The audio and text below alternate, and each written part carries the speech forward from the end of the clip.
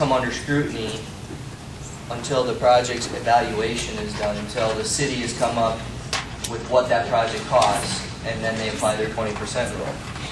So, again, if that factory doesn't have, let's say there's 10,000 square feet of second-story office, but an elevator was never installed, your project's, you know, 100 grand. I don't know if they can make you do an elevator, spend another 100 grand, double the cost of your project because it doesn't meet ADA.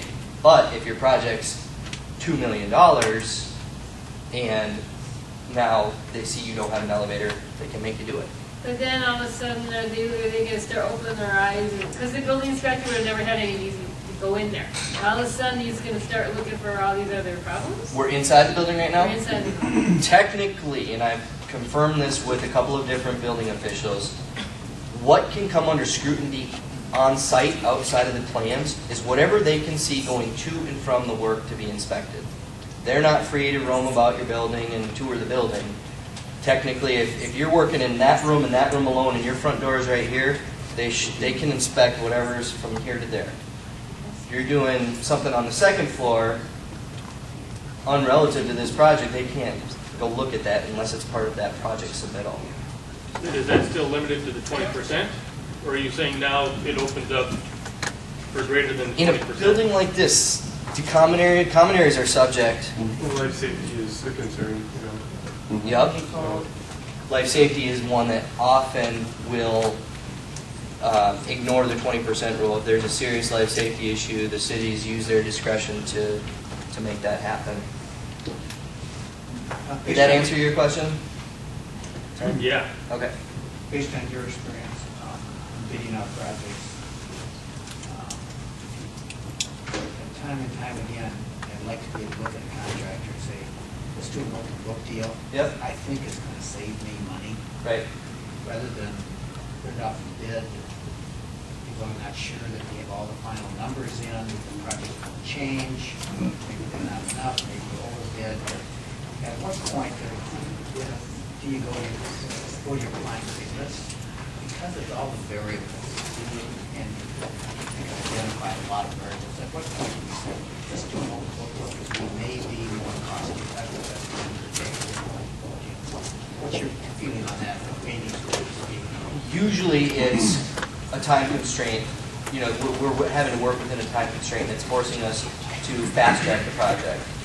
Sometimes it comes down to there is not enough time for the competitive bid process. But if I also see a project that's got a ton of hair on it, it's got surprise after surprise. I'd rather be in a situation where I can sit down with the owner and say, I don't know what all this stuff costs, but here's a list of things that I would have minimum contingencies for. Let's go out and get competitive pricing from the subcontractors, unless there's, you know, we'll make an exception if there's been a subcontractor that's kind of joined the team, we trust them, they're going to be fair. They'll come in, and then we work to still get you competitive pricing, but we use, you know, more competitive subcontractors to still look at the work and compare those numbers among 3 or 4 subcontractors. What that does in my mind is you get into a situation where you competitively bid a project like that that's got a lot of surprises on it, there's going to be extras.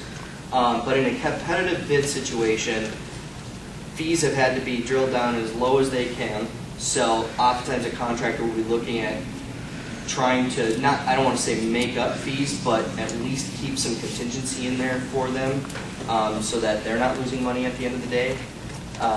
It also might cause them in the bid process to be a little more hush when it comes to identifying these surprises. So I just like the idea of when we do open book, you sit down with the owner. The trust has got to be there. If it's not, go competitive bid route. But if the trust is there, open book to me means you are a part of their team from start to finish. You help them with the financing. You help them understand what the real costs. You know, if you overinflate your numbers, the bank's going to say, nope, you're not doing this job. And if you're too light on your numbers and you run out at the bank, the project runs out of money, the contractor's going to lose. So it's really that situation where you have a fast-moving project, a lot of surprises, where I like to say, let's try to open book this thing. I think we're at 104. Yeah. All right. Thank you, everyone. Thank you. If anyone wants